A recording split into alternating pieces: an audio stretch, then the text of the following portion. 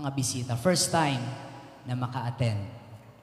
Praise God. Salamat. Pakibaba na po ang kamay. At salamat sa Panginoon dahil ang sabi sa akin ni Sir Pastor Rod, ito yung guest celebration.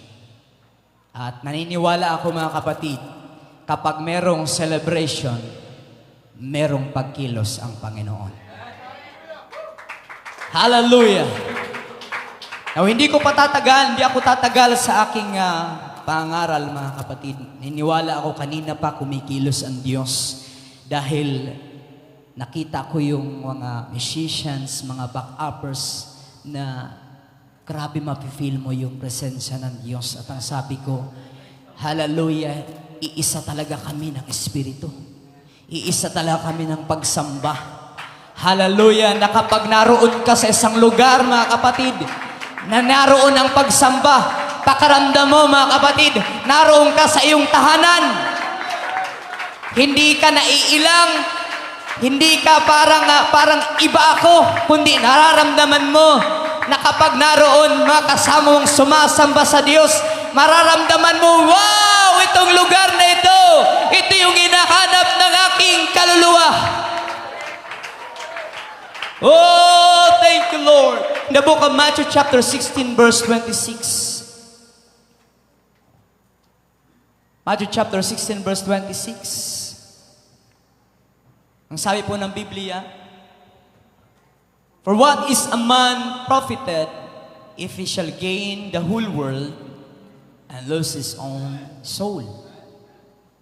Or what shall a man give in exchange for his soul? Praise God. Hallelujah. Meron bang translation ng Tagalog?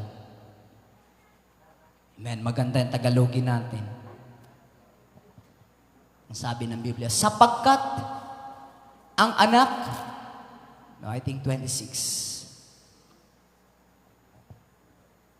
Okay. Sapagkat ano ang pakikinabangin ng tao kung makanta niya ang buong sanglibutan at mawalan siya ng kanyang buhay?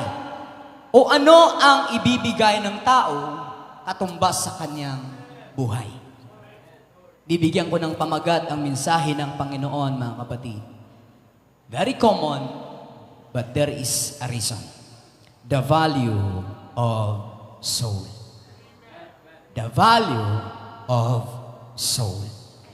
Panginoon, kami po'y nagpapasalamat. Alam ko, Diyos, kumikilos ka na. Alam ko, Panginoon, pinagpapala mo na ito. Alam ko, Diyos, kumikilos ka na kanina pa. Meron ka ng kaluluwang sinasusumpungan. Meron ka na, Panginoon, na binibless na kaluluwa na kanina palang tumatanggap na sa iyo habang nagpatungo sa gawain na ito, Diyos. Meron palang sa kalang tahanan, pinupuspos mo na, Panginoon. Meron palang sa tahanan, sinasagot mo na ang kalang mga dalangin. Meron palang sa kalang mga daraanan, Panginoon, nararamdaman lang yung malayang pagkilos, Panginoon. Muli, amin pong dalangin. Patuloy mong i-bless ang lugar na ito. Hallelujah, let your anointing be upon us at i-guide mo ang iyong lingkod na magsalita ayon sa iyong kalooban. Purihin ka, dakilain ka sa iyong dakilang pangalan ni Jesus. Amen. Amen. Palakpakan natin ang ating buhay na Diyos. Amen. At maaari na tayong maupo, mga minamahal, mga kapatid, mga kaibigan, at mga bisita. Nais kong sabihin sa bawat bisita na narito, ito yung eksaktong panahon na inilaan ng Diyos. Ito yung tamang panahon na inilaan ng Diyos. Hallelujah. Ano ba ang kahalagahan ng kaluluwa ng isang tao? At kung bakit ang sabi ng Genesis chapter 2 verse 7, at nilalang ng Panginoon Diyos ang tao sa labo ng lupa at hiningahan ang kanyang butas ng ilong ng hininga ng buhay, at ang tao ay naging kaluluwang may buhay. So alam natin yung kwento, mga minamahal, mga kapatid, na ang Diyos ay kumuha ng tinatawag na alabok na walang halaga. Amen. Kaya nga pinapagpag natin ang mga alikabok eh. Nililinis natin dahil ang alikabok o alabok ay walang halaga. Ngunit nais kong sabihin sa iyo na ikaw ay galing sa alabok. Genesis, nilalang ng Panginoong Diyos ang tao sa alabok ng lupa. At hiningahan niya ang kanyang butas ng ilong ng hininga ng buhay at ang tao ay naging kaluluwang may buhay. Kaya pala nakakapagdesisyon ka, kaya pala meron kang tinatawag na may time na ikaw ay nagagalit, ikaw ay masaya, ikaw ay nalulungkot, ikaw ay humihikbi, ikaw ay sobrang excited. Lahat ng yon dahil sa iyong kaluluwa. Palakpakan natin ang ating Panginoon. Praise God. At ang kaluluwa na ito ay sabi natin mga kapatid, dahil galing ito sa alabok, Ecclesiastes chapter 12 verse 7, then shall the dust return to earth as it was, and the spirit shall return unto God who gave it. Ang sabi na Ecclesiastes, panulat ng isang matalinong tao na si Haring Solomon, na ang sabi niya, ang galing sa alabok o sa dust ay babalik sa alabok. Which is pinatunayan niya ng Genesis chapter 2 verse 7. Ngunit ang spirito shall return, the spirit shall return unto God who gave it. Sino ang nagbigay ng hininga, mga kapatid? Sino ang nagbigay ng buhay o kaluluwa? Na ang sabi ng Genesis, kaya ang tao, mga kapatid, hallelujah, merong tinatawag na decision making. Ngunit alam natin ang nangyari, mga minamahal.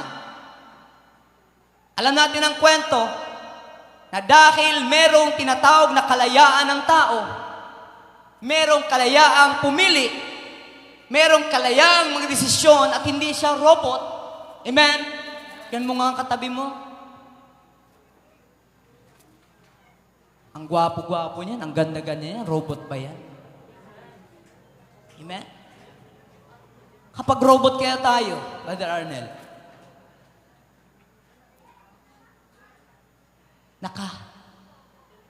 naka-program.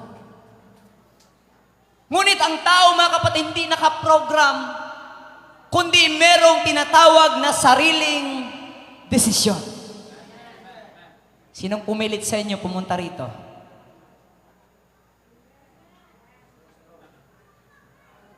Praise God. Wala pong pumilit sa atin.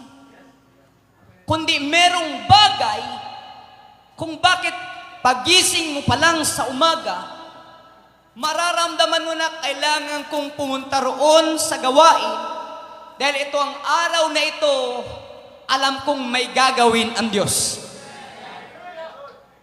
Iba-iba yung pinanggalingan natin. Merong stress sa trabaho, stress sa negosyo, stress sa kanyang relationship, stress sa kanyang buhay, stress sa kanyang mukha. Joke lang. Pag-stress ka sa mukha mo, huwag ka muna, iwas-iwas ka muna ng salamin. Praise God. Hallelujah. Buti na lang yung mga biniya ang may kagandahan at kagapuhan, panay tingin sa salamin. Amen. Ngunit salamat dahil may bagay na something na inilagay ng Panginoon, hallelujah, kung bakit ka nais mong sambahin ang ating buhay na Diyos. Praise God. Alam niyo mga kapatid, ang mundo natin ngayon ay yung China gusto tayong agawin. Pinag-aagawan yung Spratly Island at marami pang isla. Alam niyo kung anong dahilan? Dahil merong halaga yung lugar na yun. Praise God. Hallelujah. Merong kaguluhan, merong tinatawag na sigalot, bansa sa bansa, dahil meron silang gustong angkinin na teritoryo. Amen? Meron silang nais makuha. Praise God. Hallelujah. At sasabihin ko sa inyo, mga kapatid, na ang kaaway gusto kanyang agawin sa kamay ng Panginoon. Pagising mo pa lang sa umaga, minsan kung kailan Sunday, tsaka parang magulo. Kung kailan Sunday, tsaka yung anak mo nagpapasaway. And kung kailan Sunday, tsaka masarap matulog. Danas ko po yan, mga kapatid, dahil bago po ako naging pastor, ay 7 taon po akong naging worker sa isang simbahan. Ito po sa May Bunga, under Pastor Asuncion. At nabanggit po yan ni Pastor Rod, na ang lugar pala na yan ay part ang Muson para merong makakilala sa lugar na yan ng mga taong naglilingkod sa Panginoon. Naging part ang lugar na ito na merong mga taong pinadala roon upang mag-share. Hallelujah! Kaya salamat sa Panginoon dahil may isang tao, isa ka na ginagamit ng Panginoon para makapagdala ng kaluluwa sa ating buhay na Diyos. Pasalamatan natin ang Panginoon. Dahil mahirap magdala, totoo ay mahirap magdala ng mga kaluluwa. Pero kung ating idadalangin sa Panginoon, praise God, minsan hindi mo na sila kailangan pilitin. Praise God. Hallelujah. Now, nais kong bigyan ng diin sa mga oras na ito sa ating mga bisita. Kung bakit merong value ang iyong kaluluwa. Bakit merong halaga ang iyong kaluluwa? Number 1, because your soul is eternal. Hindi nagtatapos. Na minsan ang mga tao makapansabong depressed sa buhay, akala nila, ayoko na sa buhay na ito. Gusto ko nang mamatay. Kaya ang gagawin nila, minsan gagawin nila yung natawag na suicide. Suicide. Nakala nila matatakasan na nila yung pagkakataon na yun. Pero nais kong sabihin sa iyo, na ang iyong kaluluwa ay eternal. Hallelujah. Hindi nagtatapos. At ang eternal na ito, mga kapatid, ito'y galing sa Diyos. Amen. God created us to worship Him. Tayo nilikha ng Panginoon upang sambahin siya sa ating mga buhay. Hallelujah! Sa lahat ng ginawa ng Diyos, hallelujah! Minsan, ang tao'y minsan naroon yung hindi pagsunod. Lumikha siya mga kapatid ng puno. At nakadisenyo sa kanya na ikaw puno, ikaw mangga, mamumunga ka ng mangga. At ang puno ay sumunod. Ang mangga ay namumunga ng mangga. Ikaw bayabas, mamumunga ka ng bayabas. At ang bayabas ay sumunod at namumunga ng bayabas. At ang hayop, ikaw ay maging leon at ikaw ay maging matapang, sumunod ang leon. Lahat ng ginawa ng likha ng Panginoon, ito ay sumunod maliban sa tao.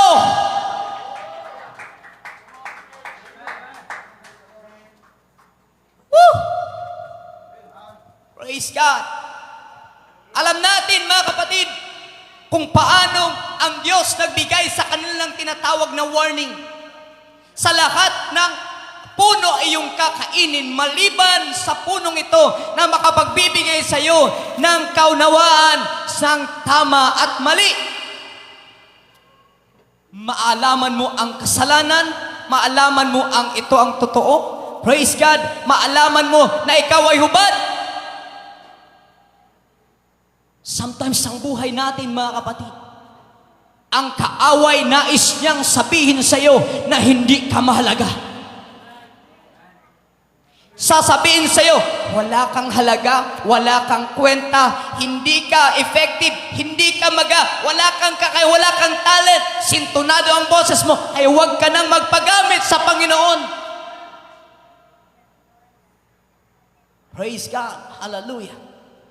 Kaya gusto niyang buksan ang kaunawaan ng tao para ipakita at ipamukha sa tao, mga kapatid, na hindi talaga siya perfect. Pero ang lumikha sa kanya ay perfect na Diyos, na merong mang kakulangan. Ang Diyos ang nagpupuno. Hallelujah.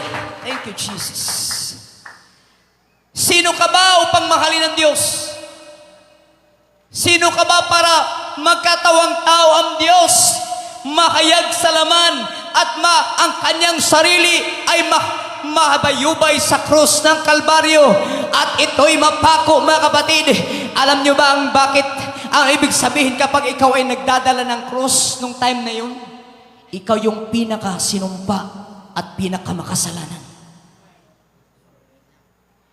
Yung simbolo ng ginawa ng Panginoong Jesucristo, yun yung simbolo ng tao ay sinumpa. Walang kakayanan, makasalanan, walang halaga. Ngunit ang ating Panginoong Jesucristo na perfect, walang kasalanan, inako niya ang iyong kasalanan doon, dala-dala upang ihayag na ikaw ay mahalaga sa ating Panginoon. Praise the Lord. Pangalawang dahilan bakit mahalaga ang iyong kaluluwa. Because your soul is priceless. Ang sabi na ating binasa, na walang pwedeng pumalit o pumantay sa iyong kaluluwa kahit ang mundong ito. Isang kaluluwa lang, sabi ng Biblia, isang kaluluwa lang na tumanggap sa Panginoon. Laksa-laksang mga anghel ang nagpupuri doon sa langit. Ganon kahalaga ang bawat kaluluwa na ang bawat isa, mga kapatid. Ngunit ang panahon natin ngayon, masabi nating minsan ang buhay ginagawan lang minsan 5,000, minsan, tagay lang. Kapalit na ng buhay. Kwento lang. Ganun na kadali ang buhay para sa kanila. Ngunit sasabihin ko sa inyo, hallelujah, that our soul is priceless. Praise God, hallelujah. Ang priceless na ito, mga kapatid, ay yung ginawa ng ating Panginoong Jesucristo. Walang sinumang tao na pwedeng tumbas sa ginawa ng ating Panginoong Hesus doon sa cross ng Kalbaryo. Kahit sinong pwedeng magpinitensya, kahit sinong magpapako sa cross, pero walang sinuman ang makapantay sa ginawa ng ating Panginoon. Praise the Lord! Hallelujah! Your soul is priceless. Pangatlo, mga kapatid, bakit mahalaga ang iyong kaluluwa? Your soul is important because your soul is precious.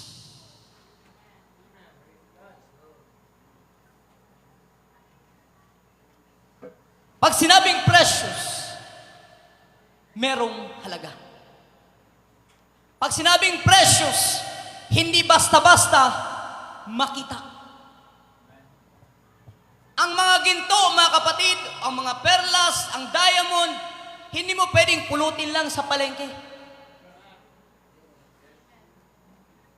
Punta ka lang ng palengke, sa Lipapa, pabili nga ng diamante.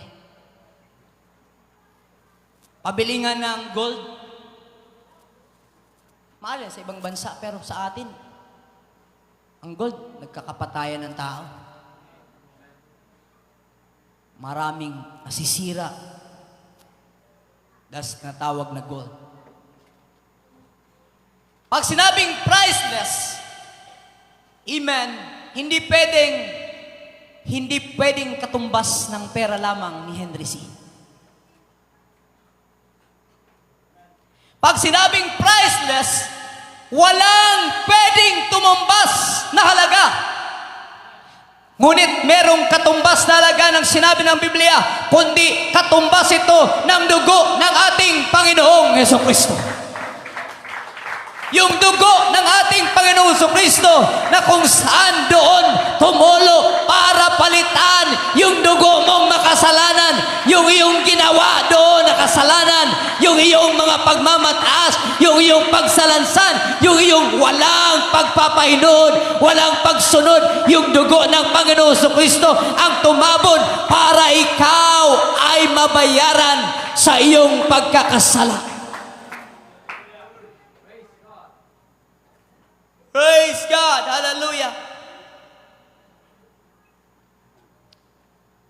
Alam mo ba mga kapatid, tulad ng binayad ko kanina, na meron ding interesado sa buhay mo habang naglilingkod ka sa Diyos. Ang sabi ng Biblia mga kapatid, in 1 Peter chapter 5, verse 8, si Satan ay parang isang umatungal na leon. Hallelujah! Be sober, be vigilant, because your adversary, the devil, is a roaring lion. Walk it about seeking whom he may devour.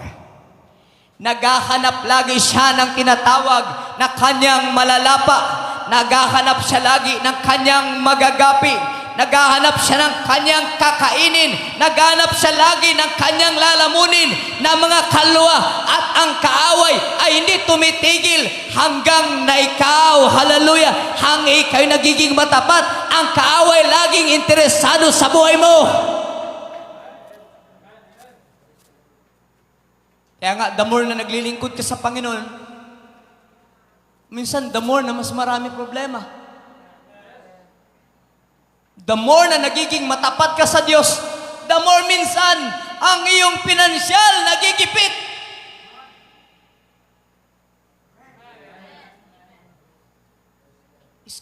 May mga tao, grabe yung pasimula, grabe ka lang yung isa na maglingkod sa Panginoon, yung kanilang paglilingkod sa Panginoon, naroon yung kanilang katapatan sa tithes, katapatan sa panaroon lagi sa simbahan ng maaga, naroon excited sumamba sa Panginoon. Pero pag uwi mga kapatid, minsan, financially, merong problema.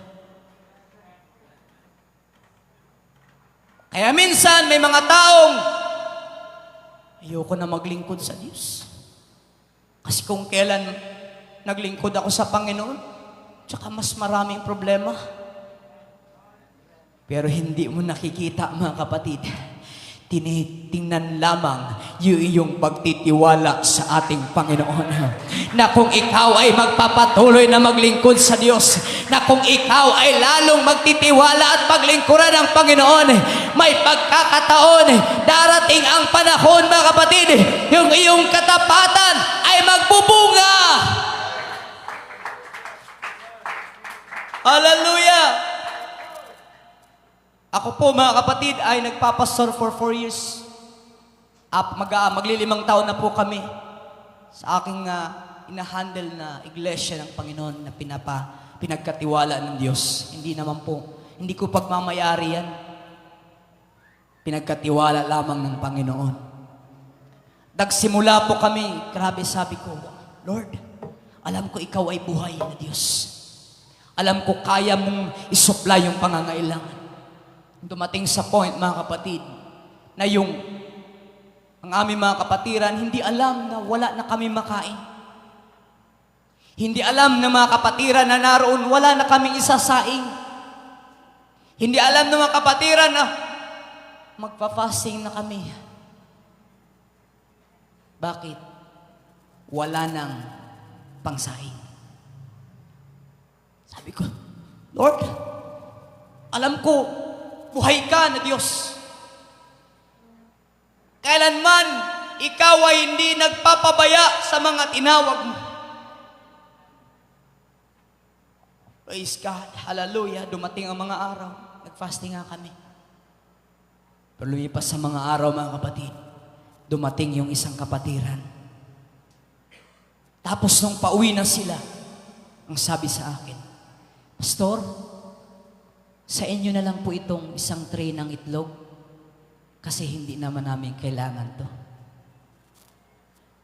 Tapos sabi ko, Lord, salamat sa Panginoon. Salamat, Panginoon. Dahil hindi na kami magpapasting ng mahaba-haba. Tapos maya-maya, Pastor, may bigas dito. Sa inyo na lang po ito. Hallelujah.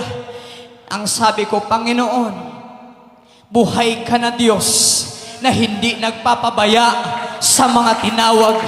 Hallelujah, sa iyong mga, hindi ka nagpapabaya sa iyong mga tinawag, Panginoon. Nung time na yun, ang sabi ko, Lord, ikaw ay Jehovah Jireh, provider ng lahat ng bagay. Dumating ang point, mga kapatid, sa biyaya ng Panginoon. Hallelujah. Pinagkalooban ang inyong kapatid ng Panginoon ng mapagkitaan. Ang sabi ko, Lord, saan ang gagaling ito? Sa papaanong paraan ng isang hindi mananampalataya ginamit para i-provide yung aming pangangailangan. Hallelujah. Binigyan kami ng isang pagkakitaan. To the point, mga kapatid, na hindi na kami ang tinutulungan. Kami na ang tumutulong.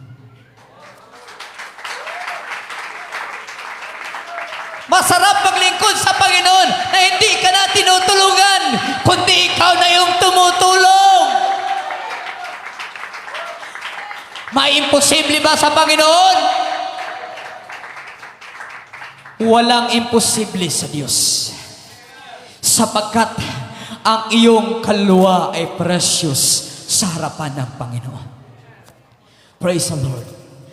Ngunit sasabihin ko sa inyo, mga kapatid, ang tao na wala sa Diyos, ang sabi ng Biblia, nakakatakot na bagay ang mahulog sa kamay ng Panginoon. Nakakatakot na ang buhay mo'y matapos sa mundong ito na hindi mo pinaglilingkuran ang Panginoon. Alam mong may Diyos, ngunit hindi mo siya pinaglilingkuran. Alam mo na kinakailangan ng tao ang Diyos, ngunit hindi ka lumalapit sa Panginoon. Hallelujah. Alam mong kinakailangan sambahin ang Diyos, ngunit hindi ka lumalapit para sambahin ang Diyos. Ang sabi ng Biblia, let everything that hath breath praise the Lord. Alam nyo ba, pag pinag-aralan natin yung salitang yan, mga kapatid, hindi po siya nakikiusap, kundi it is a demand na ang lahat ng may hininga ay magbibigay ng kapurihan sa Diyos. Walang excuses.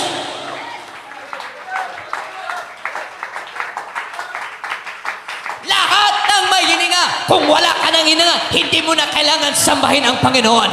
Pero kung may hininga ka, sambahin mo ang Diyos dahil ang Biblia ay nagtuturo that let everything that had breath praise the Lord. Hallelujah. Nung ako po'y nagpapasimula sa Panginoon, maraming beses ko pong tinakasan. Galing po ko ng Mindanao, hindi naman po ako Muslim. Pero ang umanglad po, minsan napapagkamalang Muslim. Ngunit, sabi ng pastor ko doon sa probinsya, hindi sa ganitong pananampalataya. Mag-Bible school ka? Sabi ko, sandali lang. Parang, iba na to Parang, after kong okay na ako rito Tapos nung sabi ko, Pastor, pag-isipan ko muna. Nung sinabi kong pag-isipan ko, tinawag ko na ang kapatid ko sa Maynila. Ang sabi ko, padalahan mo na ako ng ticket dahil gusto kong pumunta ng Maynila. Kapatid ko, sige, nagpadala siya dahil kailangan niya ng kasama rito. Praise God, pagdating ko ng Maynila, mga kapatid, sabi ko, yes! Nakatakas na ako. Yes! Wala na akong responsibilidad. Yes, magagawa ko na dahil ang akala ko sa Maynila, mga kapatid, pag nasa Maynila ka na, lahat ng pwede mong gawin, malaya. Ngunit nung Sunday, narinig ko kapitbahay namin, bakit may nagtutugtugan? Sabi ko, te, ano meron dyan? Sabi ng kapatid ko, merong simbahan dyan. At sa susunod na linggo, magsisimba tayo. Sabi, patay tayo dyan. Pagdating ko roon, mga kapatid, sabi, Madaling Seta, pumunta na kami nung Sunday na yun. Bilang Bisaya, sabi ko, bahala na ito kung ano mangyari. Mananahimik lang ako. Sus, nung nagsalita, mga kapatid, Bisaya man po yung nagagapagsalita. Sabi sa akin, Brad, taga saan ka, Brad? Sabi ko, taga Mindanao. Ay, parehas ta! Sabi ko, may Bisaya po ka? Praise God, sabi. Oo. Ay, maayo, sabi ko. Meron akong kausap. Hindi ko alam, inuunti-unti lang pinupuntahan, bina-Bible study, tinuturuan, sinasama sa basketball, nasama sa kanilang mga laro. Sabi ko, every time nasasamba ito, bakit para itong mga baliw? Ang kulang na lang, mga kapatid, kumakapit sa bubong. Maya-maya, tatawa. Maya-maya, iiyak. Maya-maya, tumatalon. Sabi ko, anong meron sa lugar na ito para akong mabubuang? Sino rito ang pakaramdam ng ganun? Amen? Yung naninibago, yung first time, praise God, ang sabi ko, hala, anong nangyari? Doon sa probinsya, nagsisimba naman kayo, pero pagkatapos ng preaching ni Pastor, uwian na kami. Yeah, bye-bye. Pero bakit dito pagkatapos ng preaching ni Pastor, nagsiyakan sila, wala namang nakakaiyak? Sabi ko, bakit? Ano pero hindi naman nakakaiyak? Tinatakot kaya sila ni Pastor?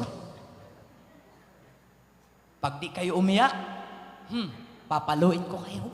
Wala namang sinabi ang Pastor. Nangangaral yung Pastor tungkol sa salita ng Panginoon. Pero pagkatapos sila'y sumasamba sa Panginoon. At ang sabi ko, parang hindi ko yata to kaya.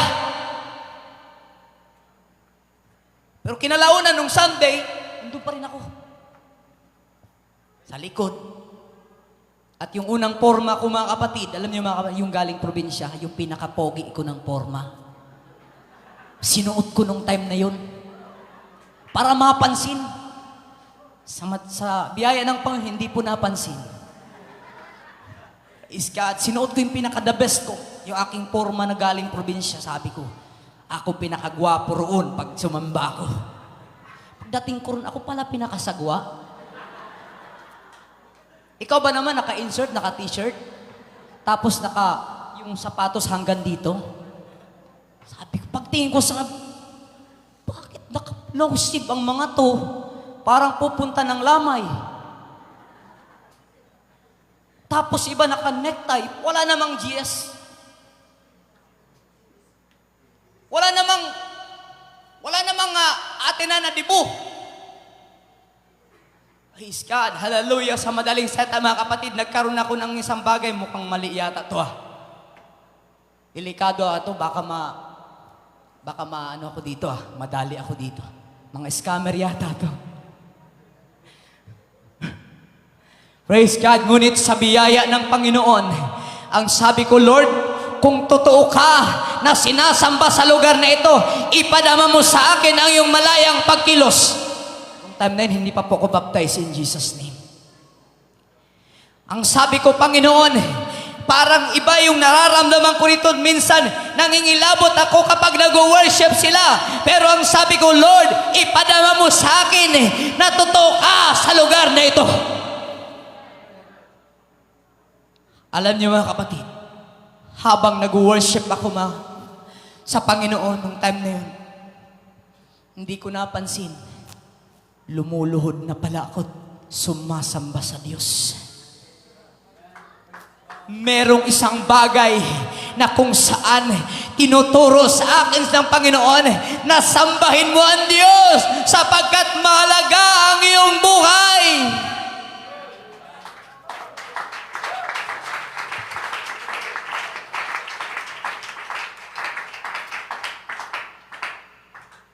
Sabi ko, wow, anong meron sa lugar na ito? Na yung lahat ng iyong makabigatan sa buhay, lahat ng iyong mga dinadamdam sa buhay, lahat kapag sumamba ka, merong kapahingahan, merong kagalakan. Pagkatapos nito, uuwi ako na masaya. Anong meron sa lugar na ito? Anong meron sa pananambang ito? Anong meron dito? Tatanong na ako. Praise the Lord. Sa madaling salita, mga kapatid, pinliwanag sa akin ng kapwa ko Bisaya tungkol sa kaligtasan. Nung time na nakipagdebate pa po ako. Ganito ang sabi ng Biblia. Ngunit tinuro sa atin ng Panginoon, hallelujah, na kung hindi ka magpapabautismo, ay walang kaligtasan. Nasa sabi. Sa amin kasi nung time na yun, dun sa probinsya, pag sinabing ikaw ay manampalataya, ligtas ka na. Sabi sa akin, pag manampalataya ka, ligtas ka na. Pero bakit kinakailangan mabautismuhan? Binabasa sa akin. Praise the Lord, ang sabi ko, kailan ako pwedeng magpabautismo? Nung time na nag-decide ako, mga minamahal, doon nagsimula na pala yung totoong pagkakilala ko sa Panginoon. Hallelujah, nagsimula na yung tinatawag, mga kapatid, na isang bagay na hindi ko na nilalayo ang aking sarili sa gawain ng Panginoon. Excited na lagi akong dapat Sunday na naman para sasamba ko sa Panginoon. Merong kagalakan na nilagay ng Panginoon sa buhay ko. Praise God, yung unti-unting Jeff Brooks. Natuto na akong bumili, mga kapatid, ng tinatawag na polo shirt.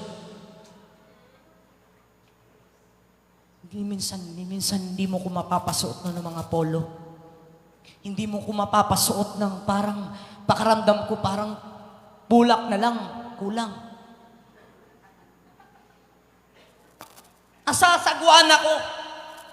Pero nung time na yun, mga minamahal, hallelujah, nung tinanggap ko si Kristo sa buhay ko, nagsimula sa akin, hallelujah, na gusto kong maging ma-appreciate ni Lord yung buhay kong ito, na from nothing into something.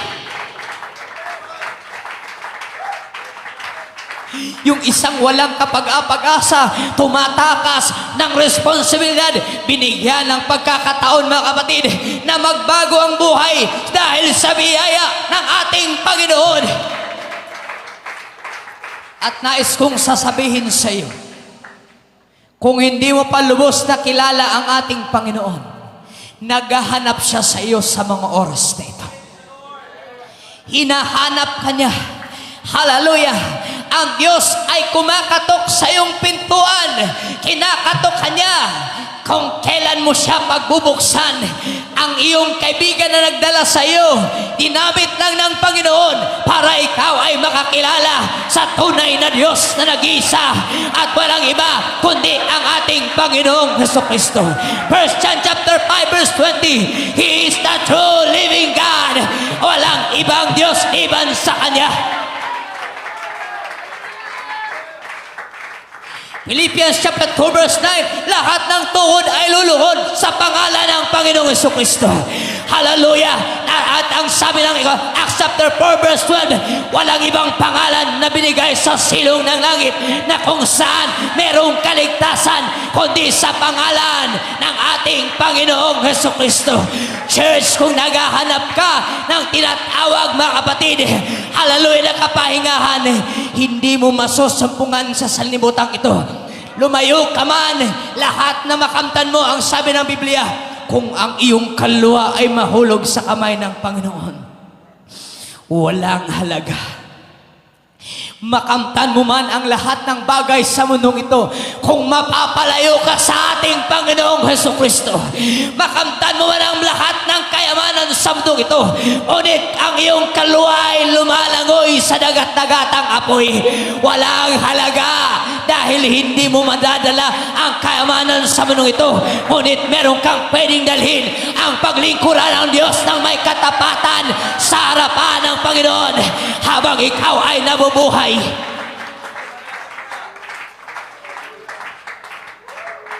The Bible said, today is the day of your salvation.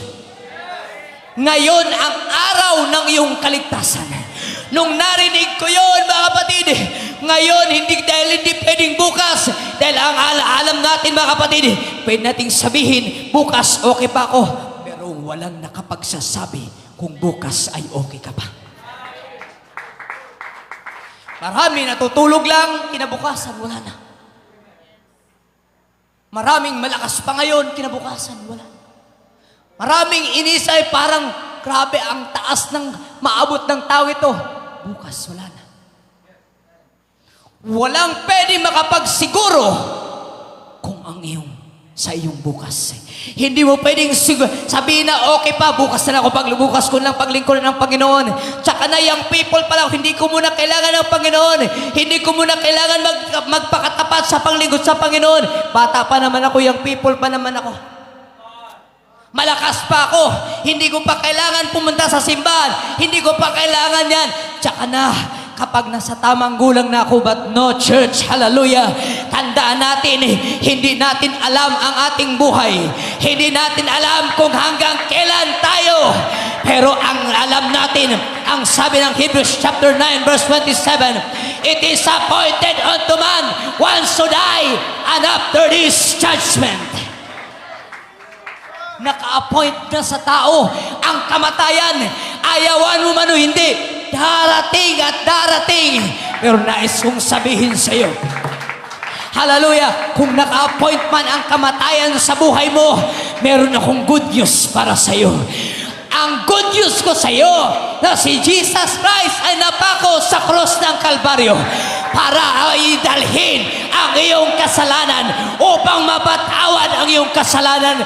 Ang tanging gawin mo lamang ay tanggapin ang ating Panginoon. Paglikuran siya ng may katapatan. Come on! Yeah!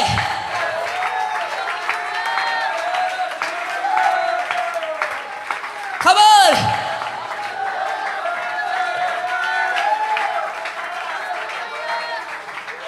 Oh! Praise God. Huwag kang magtiwala sa iyong kakayanan. Huwag kang magtiwala kung anong meron ka. Dahil kung anong meron ka, kapatid, ipinagkatiwala lamang ng Diyos. Instead na pagkatiwalaan mo ang kayamanan, pagkatiwalaan mo ang nagbigay sa iyo ng kayamanan.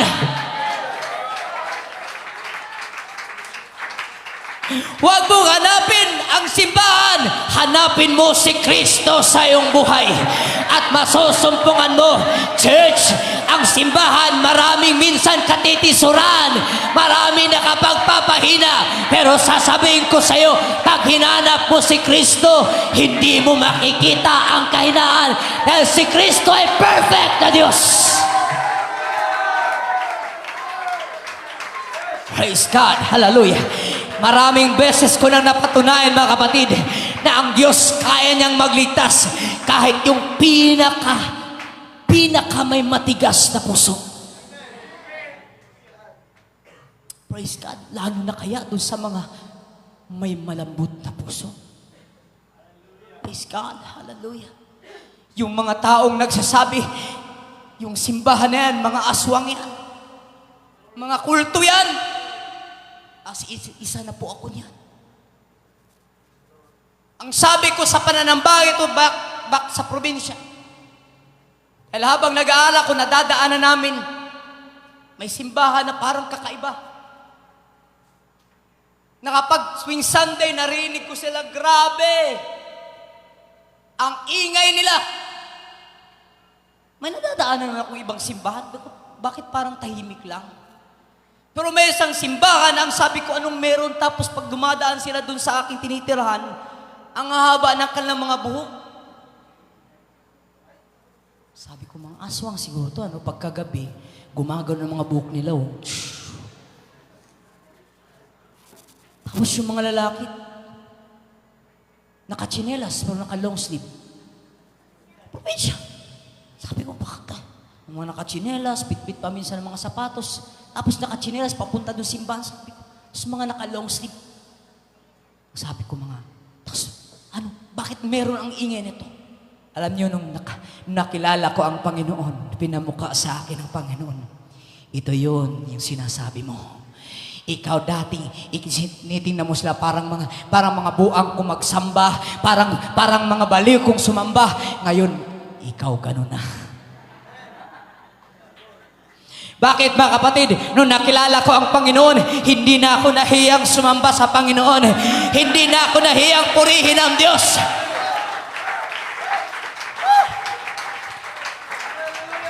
Hallelujah! Dati sa probinsya mga kapatid, pag sumayaw ka, step by step. Nakilala ko ang Panginoon, hallelujah, bahala na kung anong step yan. Basta sambahin ko ang Panginoon. Kahit ano nang mangyari, basta sambahin ko ang Panginoon. Kahit ano, maglulupasay ako, sasamba ko, basta bibigay ko ang the best para sa Diyos. Praise the Lord, hallelujah. Ngayon, mga minamahal, bago matapos ang mensaheng ito, alam ko na naghahanap ang iyong kaluluwa at sumisigaw sa ating Panginoon. Yung mga hindi pa tumanggap sa Diyos, alam ko may bagay na kung saan, isang bagay ni tinanim ng Panginoon na may sumisigaw dyan sa kinabuturan ng iyong puso, na sumisigaw ng tulong.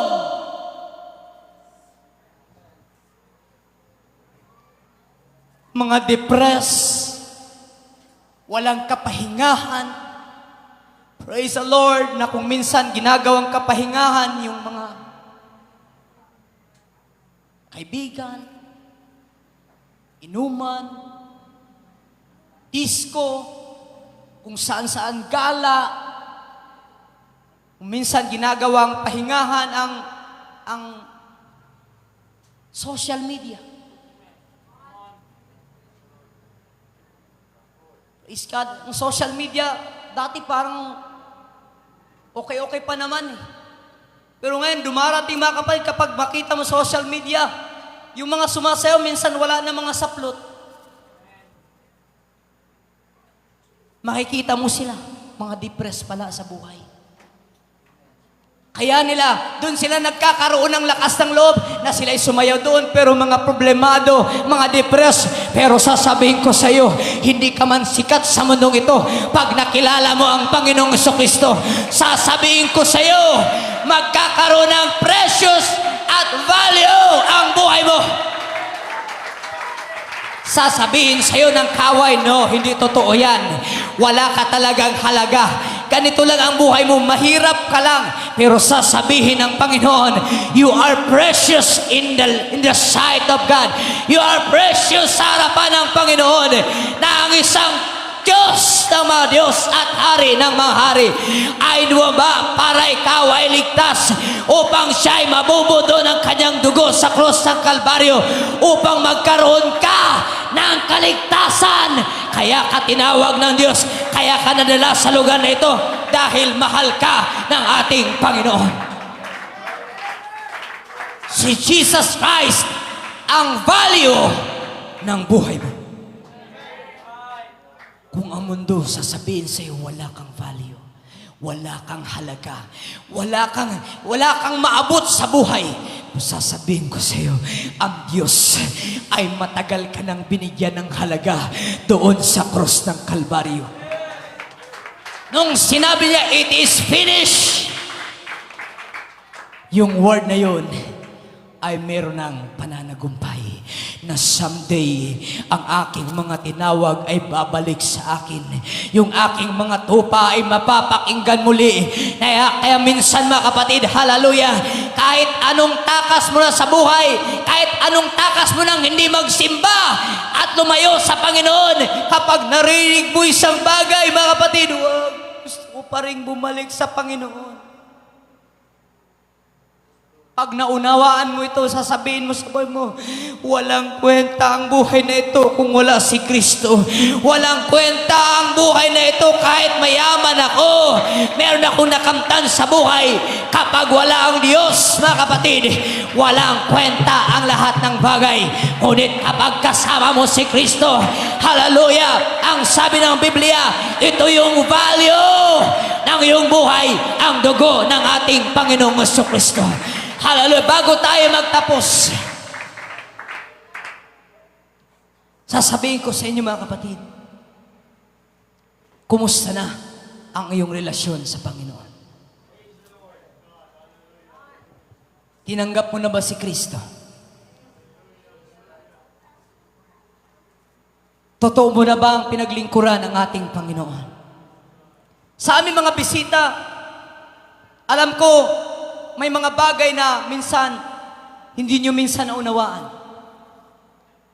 Ngunit, sa tulong ng Panginoon, hallelujah, kung hahayaan mo na makipag-usap ang Diyos sa mga oras na ito, bago matapos ang gawain na ito, tatanggap ka ng kaligtasan ng Panginoon. Tatanggap ka ng bautismo at makakareceive ka ng banal na Espiritu Santo. Katulad ng pangako ng Panginoon. Repent and be baptized, every one of you, in the name of Jesus Christ, and you shall receive the gift of the Holy Ghost. Kapag tinanggap mo ito, mga kapatid, hallelujah, nagiging kumpleto ang buhay mo at nakikita mo meron na pala akong value sa harapan ng Panginoon. Praise God. Tayong lahat ay magsitayo.